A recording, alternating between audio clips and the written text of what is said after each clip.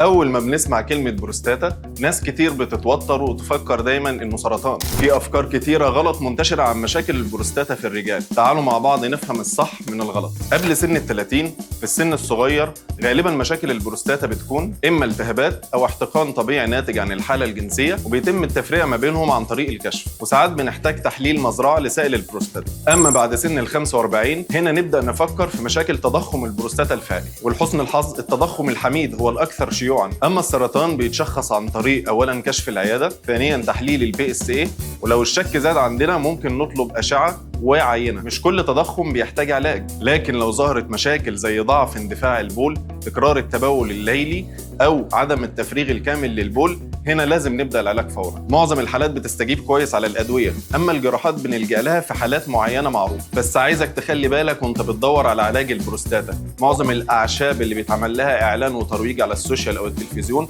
ملهاش أي دليل علمي، والأعشاب دي ممكن تأخر الحالة وتزود المشكلة. يعني ببساطة البروستاتا مشكلة ما تخوفش، ولكن تجاهل الأعراض أو اللجوء للإعلانات المشبوهة هو اللي ممكن يزود المشكلة عندك. اللي يطمنك فعلا إنك تتابع بدري وتطمن على نفسك. خطوة صغيرة للكشف المبكر تفرق كتير في صحتك. معاكم دكتور محمد عماد الفي، استشاري المسالك البولية وأمراض الذكورة. مستنيينكم في مركز عيادات بيور كلينيك.